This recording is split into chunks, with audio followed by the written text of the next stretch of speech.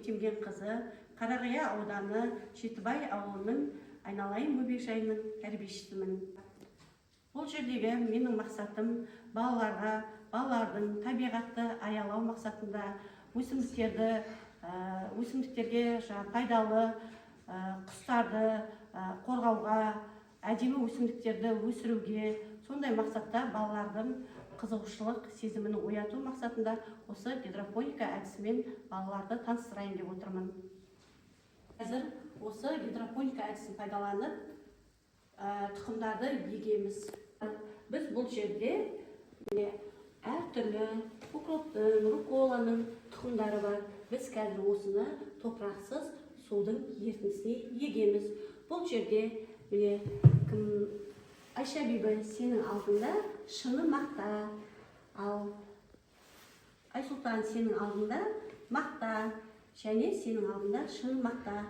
Бұл жерде перлит, вермикулит және әртүрлі тұқымдардың түйнектері бар. Біз енді балалар осыларды қазір егіп, су ертісіне және бойына су шашып, қандай жобада өсетінін зерттейміз. Солай ма, балалар? Ендеше кәне көрейік. Айша Бибі, мына жерден аскөктің тұқымын алып, мына алдымыздағы шыны мақтаға отырғызып, егіп қараймыз, япы? Айша Бибі, ала ғой, тұқымды алып, мына шыны мақтаға себе ғой.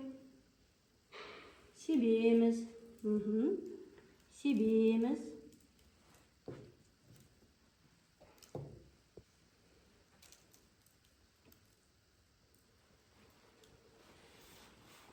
Енді осының бетіне Фатима, сен де себе бер, алдында шыны мақтаға.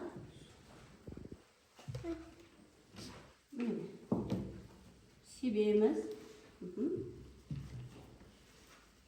Айша Бибі, су шаша ғой. Бетіне су шашамыз. Былай ұста қолымен су шашамыз, Айша Бибі. Тұқымды толтырып себеге. Ертең біздің аскөгіміз әдемі, көп, мол болып өсу үшін толтырып тұқым себеміз. Өте жақсы. Су шашатын ыдыспен біз су себеміз.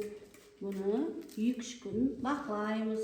Қараңғы жерге қойып, су ертісін сеуіп, қараймыз. Өте жақсы. Сене шыны ыдыс. Бұл мақтай. Жақсы, Айсұлтан, өте жақсы. Біз осыларды балалар қараңғы жерге қойып, 2-3 күнде осы түйнектер қараймыз. Тамырлары түйнек ұстады ма? Тұқымдардың түйнек түйді ме? Зерттейміз, Фатима, сен де себе ғой.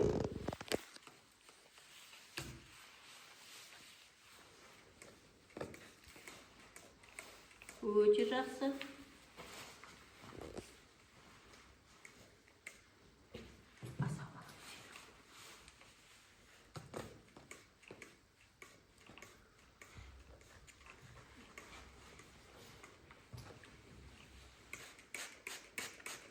Балалар молынан суды сеуіп, осы түйнектердің, тұқымдардың ертең түйнегін бақылаймыз. Бұларды біз балалар 2-3 күн қараңғы жерге қоямыз. Күніне 3 рет бетіне су сеуіп тұрамыз. Ал балалар, мен мына керамзитке аскөктің тұқымын сеуіп отырғызайын.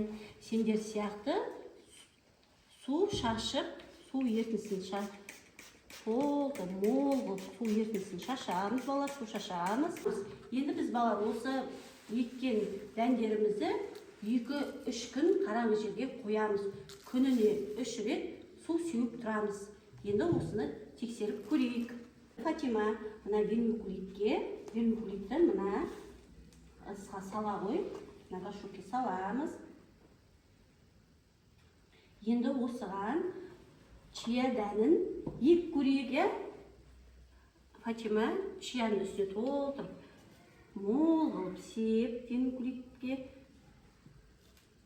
Енді осыған да су шаша ғой. Бала, жалпы бұл судың ертісіне өсетін топырақсыз өсімдіктер. Бұл жерде біз бала табиғатты аялап, табиғатқа деген қызығушылығымызды, құрметімізді арттыруымыз керекпіз. Өте жақсы. Енді балалар, мына шыны ыдыстарға жұқа жұмсақ қағазбен осылай дәндерді егіп қоямыз. Осының барлығын қараңғы, күн сәулесі түспейтін бөлмеге апарып қойып, 2-3 күннен кейін қалай өскенін бақылаймыз.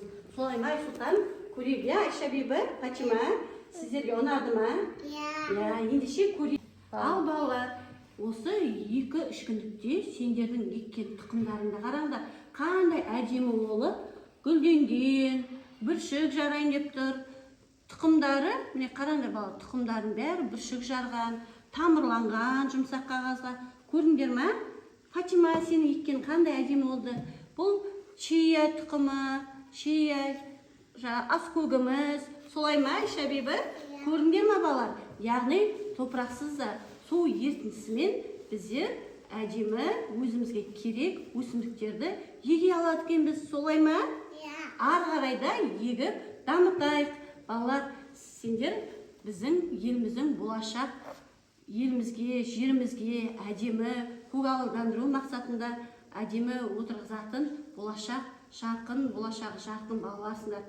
Барлығын сендердің қолдарынан келеді, әдемі етіп, жақсы балабақша, гүлденген әлем сендер жасайсыңдар. Солай ма балалар? Көрдіңдер ма? Жұмыстарың ұнады ма?